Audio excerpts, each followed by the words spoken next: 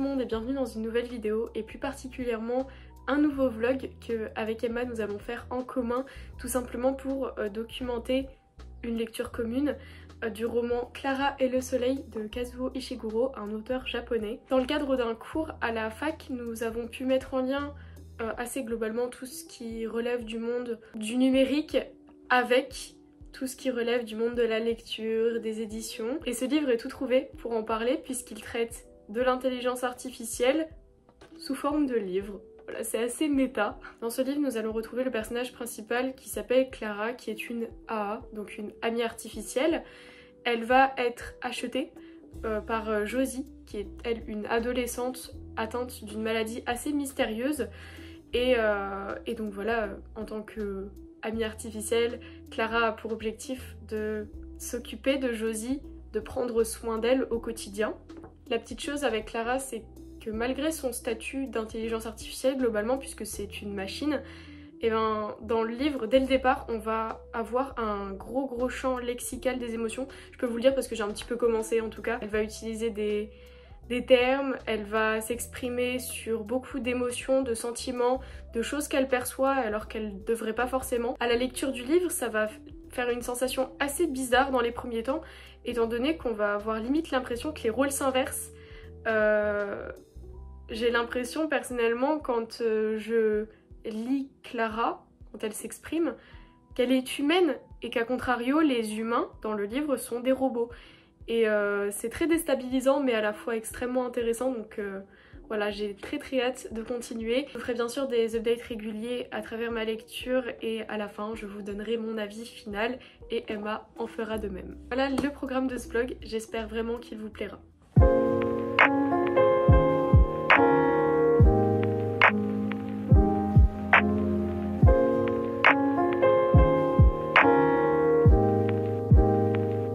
Bonsoir tout le monde, donc je me présente, je m'appelle Emma et je fais le travail de groupe en commun avec Lénaïque sur le livre Clara et le soleil de Kazuo Ishiguro.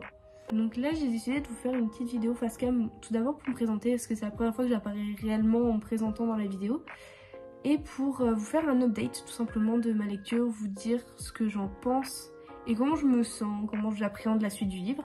Donc il faut savoir que le livre est divisé en 5 parties et que je viens de finir la première et d'entamer la deuxième. Donc dans la première partie, c'est vraiment une familiarisation avec le personnage de Clara qui est une intelligence artificielle, une amie artificielle plus précisément. Et j'ai été agréablement surprise de voir que, en fait, en lisant Clara, on a l'impression de lire un humain et non pas un robot. Elle parle vraiment de ses...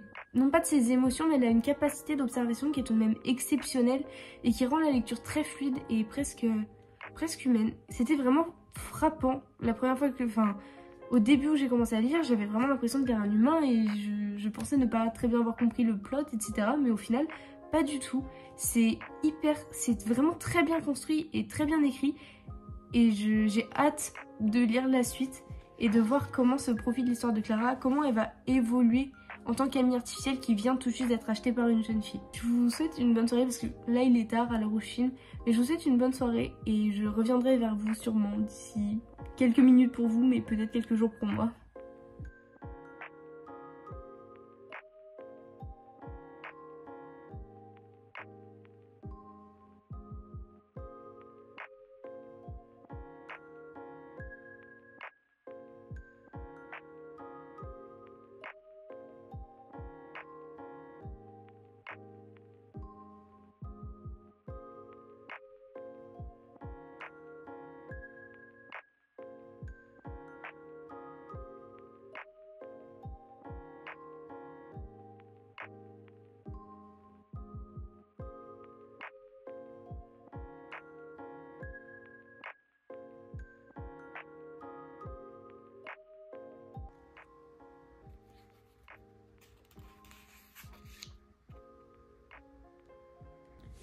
Coucou, alors en tout premier lieu vous m'excuserez pour ma tête, je suis pas réveillée depuis très longtemps, c'est les vacances et il y a aussi beaucoup de stress à cause des partiels qui arrivent.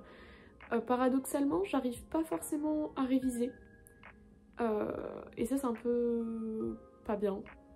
Mais quand je suis stressée et quand les échéances arrivent, j'ai beaucoup de mal à me concentrer, j'ai beaucoup de mal à m'adonner pleinement à mes activités, ce qui est un petit peu embêtant aussi pour la lecture de Clara et le Soleil, mais j'y arrive quand même un peu à la limite, puisque ça me permet de m'évader, si je puis dire. Du coup, je voulais vous faire un petit update. J'en suis rendue à la page 265 et je sais pas si je l'avais dit lors de ma première prise de parole, mais en tout cas c'est vraiment un livre très très immersif, très captivant, puisque dès qu'on commence à le lire, en tout cas dès qu'on se replonge dans la lecture, on ne voit vraiment pas le temps passer. C'est pas forcément que les personnages sont attachants ou quoi que ce soit, parce que je pense clairement pas que ce soit le but en fait, mais l'histoire elle-même est très intéressante, captivante, et je ne saurais même pas l'expliquer en fait, parce que il se passe pas forcément grand chose. Alors c'est typique de la littérature japonaise, hein, très contemplatif, et c'est ça que j'aime beaucoup. En tout cas personnellement, même en dehors de cette lecture pour les cours, je suis passionnée de littérature japonaise. Et je retrouve vraiment ce que j'aime dans ce livre-là de manière logique. Ça ne rend ma lecture que plus parfaite. En fait, ce qui pêche un peu, ce qui est un peu dommage, c'est juste la période à laquelle je le lis. Parce que je suis sûre que si j'avais eu tout le temps, tout l'espace mental, en quelque sorte, sans avoir à penser à rien d'autre, sans tout le stress, j'aurais apprécié 1000 fois plus. Mais c'est comme ça. Et en soi, c'est pas grave. J'aimerais bien pouvoir le finir pour la fin de la semaine. En ce moment on est jeudi. De toute manière, après le lundi et le mardi, j'aurai pas forcément le temps parce que c'est pile poil sur les partiels. Je pense que c'est faisable, il me reste juste ça. Donc je vais un petit peu avancer aujourd'hui. Je voudrais pouvoir arriver peut-être à la page 350. Il fait combien de pages? Il fait 420 pages. Donc si j'arrive à 350, ça voudra dire que j'ai lu 85 pages aujourd'hui. Le calcul était compliqué. En tout cas, pour l'instant, je vous laisse et je m'y remets.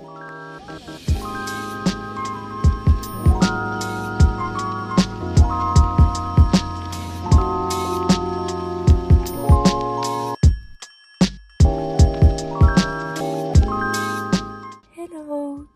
Donc je vous fais cette vidéo pour vous faire un petit update à chaud de ma lecture de Clara et le Soleil. Donc là j'étais dans le train et je pense avoir lu un plot twist vraiment dans l'histoire. On se rend compte que si Clara a été achetée par Josie et sa mère, c'est parce que Josie est malade. Donc, alerte au spoiler. Bon, on sait déjà que Josie est malade, mais en fait, la mère de Josie a déjà perdu une fille due à la maladie. Et elle s'est dit que si elle perdait Josie, c'était vraiment la fin pour elle. Et donc, elle s'est dit que prendre une AA, ce serait peut-être pas si mal pour remplacer sa fille une fois qu'elle serait partie. J'ai trouvé ça très intéressant comme plot twist et très surprenant, mais d'un autre côté, on peut s'y attendre en analysant plus précisément le comportement de la mère de Josie, qui va avoir un comportement vraiment différent avec Clara. Et c'est très bien construit et très bien écrit. Et ici, Kazuo Ishiguro a fait vraiment un très bon travail. Et j'ai été étonnée d'avoir apprécié ce plot twist. On s'y attend pas forcément, mais en y réfléchissant, c'est logique. Et c'était vraiment intéressant comme passage. Coucou, alors du coup j'ai des petites nouvelles et de très bonnes nouvelles. Hier j'ai pas seulement avancé dans Clara et le Soleil, mais je l'ai également fini. En fait je suis allée en ville pour me poser quelque part, en tout cas manger un goûter, voilà. Et j'ai pris mon livre et quand je commence à faire ça et que je me pose quelque part pour lire, on ne m'arrête plus. Là ça n'a pas loupé, peut-être en l'espace de 2 heures je l'ai fini. Et c'était extrêmement plaisant. Je ne dirais pas que c'est un de mes livres préférés de l'année, mais en tout cas c'était une lecture extrêmement intéressante, surtout en ce qui concerne le sujet principal, donc du coup les intelligences artificielles et comment elles peuvent finalement supplanter ou pas les humains et l'humanité. On sent bien que Kazuo Ishiguro, il a un avis assez tranché sur les intelligences artificielles et c'est très intéressant justement de pouvoir le suivre dans son raisonnement à travers une narration. Et aussi il arrive à lier ça à des sujets beaucoup plus politiques, donc ça aussi ça rend la chose un peu plus complexe, mais c'est très éclairant encore une fois. Et j'ai beaucoup apprécié, surtout que dans de nombreux cas, dans de nombreuses sur de nombreux points, je suis assez d'accord avec lui. J'avais aussi envie de revenir assez rapidement sur le fait que le personnage principal, donc Clara, soit une IA, alors que Kazuo Ishiguro, du coup, est pas forcément pour ces IA, c'est plus une critique de ces avancées, en tout cas là, dans le sens où elles veulent supplanter justement, comme j'ai dit, l'humanité.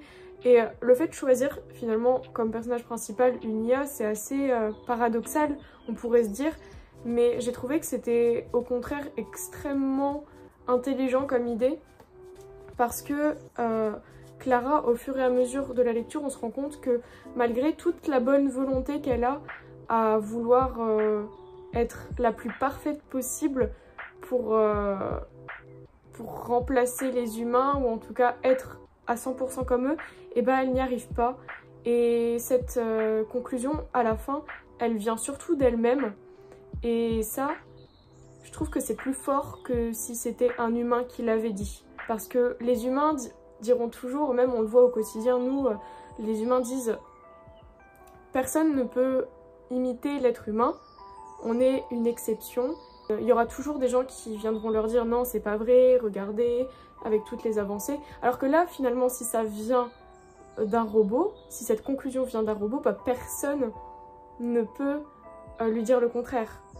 C'est un aveu finalement d'une impossibilité, d'une limite personnelle.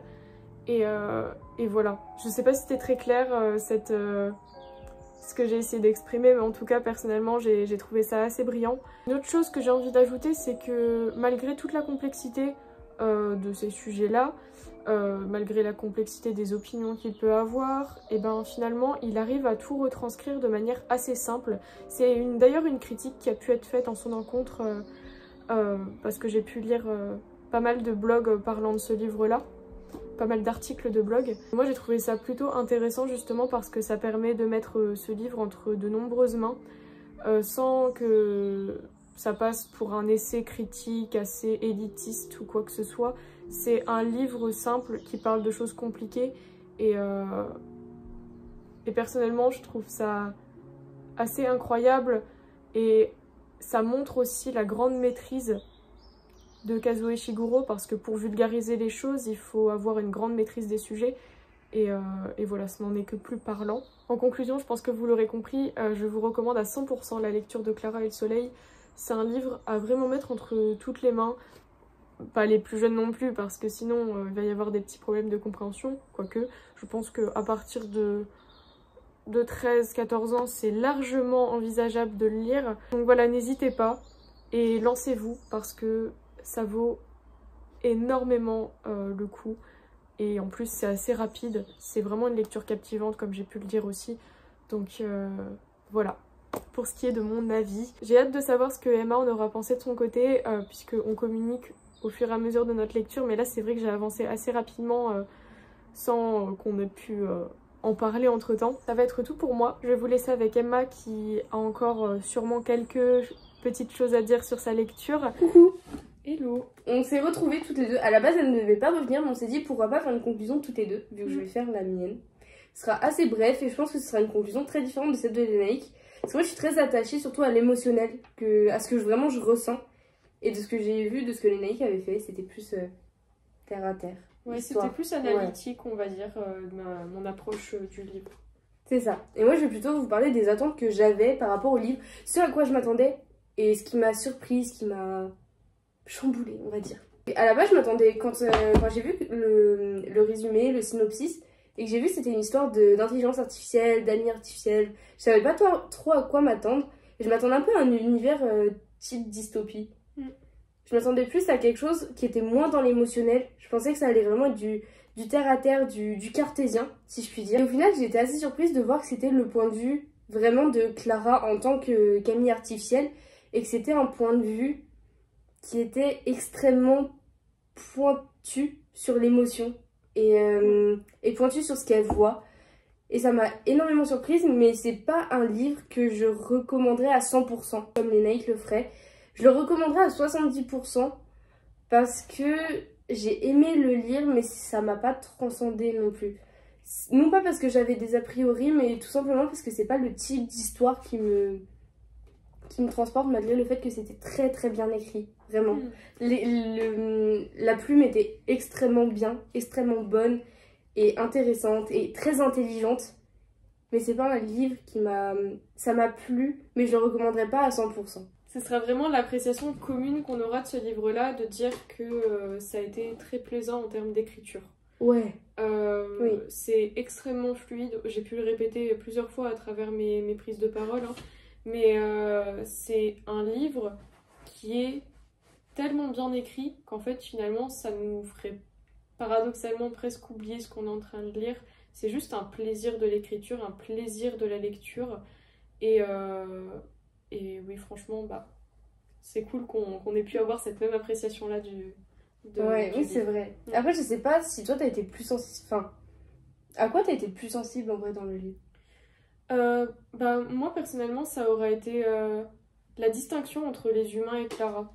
On va dire que vraiment, c'est la surprise de départ, de me dire...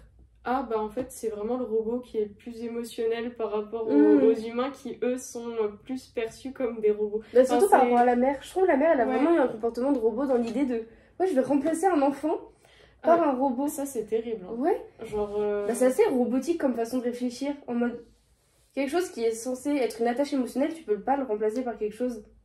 Je sais pas comment... C'était très froid. Ouais. Comme approche de la chose. On sent bien que... On sent bien que c'est une démarche un peu désespérée parce que par contre, elle a déjà perdu un enfant. Parce que du coup, on avait bien appris que Josie avait une grande sœur, hein, comme tu as pu le dire dans ton on l'apprend à peu près au milieu du livre. Ouais. Donc Josie, oui, avait une grande sœur qu'elle a perdue et que sa mère, du coup, avait une enfant qu'elle avait perdue avant elle. Et ça peut expliquer cette froideur-là, dans le sens où elle a dû se créer une carapace, mais dans un sens, pour nous, qui sommes extérieurs à cette expérience-là, c'est très déstabilisant. Parce qu'on pourrait justement s'attendre à l'inverse, à quelqu'un d'extrêmement attaché à Josie, qui va faire tout pour la protéger et la préserver, mais tout en restant beaucoup émotionnellement à sa disposition. Alors que là, bah, c'est limite si elle n'est pas froide envers Josie. Après, dès le début, le personnage de la mère était, je trouve, assez perturbant. Ouais, on aurait dit plus une secrétaire qu'une mère. C'est limite une instance qui fait peur. Hein. Le vrai robot dans l'histoire, en fait, c'est plus elle, comme tu dis. Bah, c'est assez robotique comme démarche. Mais d'un autre côté, je peux comprendre. Tu sais, en fait, tu perds quelque chose quand même de très important qui est un enfant. Et la peur de perdre un autre. Mais c'est des comportements, je pense, qui sont assez fluctueux chez les humains parce qu'il y a des humains qui auraient tendance à plus protéger la personne et à la chérir un maximum. Alors que la mère a plutôt décidé d'être froide. Et je trouve que c'est un personnage qui est hyper intéressant et je pense que c'est un des personnages les mieux construits de l'histoire dans son intériorité. Parce qu'on voit les changements, ils sont très légers mais perceptibles si on y fait attention. Alors que Clara c'est très obvious, j'ai envie de dire, c'est très évident comme personnage. Elle dit en fait qu'elle a un robot en fait. C'est ça, en fait elle dit ce qu'elle fait et d'un autre côté c'est pas trop mal, c'est la communication c'est très important. Mais ça montre vraiment qu'elle est un robot. Ouais, je suis très d'accord. Et Josie, du coup, personnage classique, un enfant classique qui évolue. J'ai eu beaucoup de mal avec le personnage de Josie. Bah ouais, je la trouvais... capricieuse. Oui, c'est ça. Capricieuse, déjà rien que au moment où en fait elle a voulu Clara, hein, de toute manière. Oui, bah c'était une exigence vraiment. Mais après on apprend quand même que c'est la mère qui voulait une AA à la base. Ouais, c'est ça pour pouvoir le cas échéant remplacer. Donc c'est, je sais pas, c'est assez ambigu en fait comme situation. C'est vraiment un livre complexe. Je pense que c'est ça qu'on pourrait dire. Mais faut le lire pour comprendre. C'est ça, c'est beaucoup dans le ressenti. Et ça, ça passe par l'écriture. Donc je pense qu'on pourra pas vraiment comprendre. Même nous, quand on en parle, là, ça nous paraît évident. Mais peut-être que c'est extrêmement nébuleux pour quelqu'un qui nous regarde. Parce que pour le comprendre, il faut le lire. Et c'est encore une fois tout ce qui fait la beauté de l'écriture de Kazuo Ishiguro. Je pense que c'est perceptible seulement quand on l'a lu. Et il y a juste un petit bémol, j'aurais bien aimé que le personnage de Rick soit plus développé. Oui, alors du coup Rick, on n'en a pas forcément parlé dans... Bon, on va pas non plus le développer, mais c'est un ami de Josie, on va dire. C'est un ami de Josie, oui. Mais il arrive très tôt dans l'histoire, donc en vrai c'est pas vraiment un spoiler. Et donc, bah oui, c'est vraiment un personnage intéressant pour le coup, qui aurait mérité d'être un peu plus développé. C'est notre seul petit regret. Ouais, mais en vrai, sinon, objectivement, c'était un très bon livre. Voilà, moi je suis très contente qu'on ait apprécié cette vidéo. Moi aussi, je suis contente qu'on ait toutes les deux aimé. Et je m'attendais pas à ça, je pensais... Honnêtement, je vais être très transparente, je pensais pas que j'allais aimer. Bah non, c'est ça. Je suis partie avec l'idée de, bon, vas-y, c'est un livre de cours. Ouais. Je suis partie avec l'idée de, bon, vas-y, c'est un livre de cours, on va voir et je suis obligée de le lire, quoi. Mais au final, je me suis retrouvée à apprécier la lecture et à le lire un peu, tu sais, en mode, oh, trop bien, je vais aller lire Clara et le soleil, quoi. Ouais, c'est vrai. Vraiment, très, très bon choix. Bah ouais. On a bien choisi. Très contente. Je crois que c'est la conclusion. Bah oui, c'est ça. Donc franchement, ça a été un plaisir de faire ce vlog aussi. Moi, j'ai pu le dire déjà, mais pouvoir vlogger la lecture, c'est un bon souvenir en plus. Moi, c'est quelque chose que j'avais jamais fait. Enfin, ça t'a plu un peu? Ouais. Oui, j'ai bien aimé. Trop bien alors. Oui, j'ai bien aimé le faire. Mais ça prend du temps, il faut y penser. Oui, c'est une grosse routine à mettre en place. Vraiment, je lisais, j'étais en mode pourquoi je lis ce livre déjà? Peut-être filmer du coup. Filmer, mon avis. Mon avis. Non, mais ouais. C'est une grosse gymnastique de l'esprit à mettre en place parce qu'il faut réfléchir à tout ce qu'on va dire pour le prochain update aussi, même si c'est très libérateur dans le sens où on peut s'exprimer directement, et bah ça implique aussi une grosse prise de conscience et une verbalisation de toutes nos pensées et toutes nos émotions qui est assez directe. Et des fois c'est compliqué parce que des fois même après la lecture, même très tard, des mois après la lecture, on n'arrive toujours pas à exprimer ce qu'on a ressenti. Ouais. Et même le fait qu'on ait lu la même chose à peu près en même temps, on a pu mettre des mots toutes les deux sur les émotions les unes des autres. Ça a beaucoup aidé. Ça facilite vraiment, surtout que c'est un livre qui est complexe.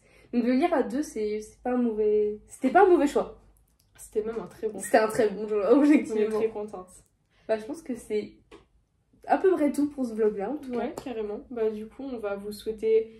Enfin, on espère que vous avez aimé regarder ce vlog, déjà, et que ça a été intéressant pour vous et qu'on a pu, dans une certaine mesure, vous donner l'envie de lire Clara et le Soleil, et même de découvrir les autres œuvres de Kazuo Ishiguro, hein, parce que c'est un très très bon auteur dans son intégralité, dans la globalité. Donc voilà, on n'a plus qu'à vous dire à très bientôt pour un prochain vlog. Et bonnes vacances. Oui, et de bonnes vacances, parce que nous, du coup, on est en vacances. Et du coup, ouais, la conclusion, c'est bonnes vacances à tout le monde. Reposez-vous bien et lisez Clara et le Soleil. Yes. Bisous.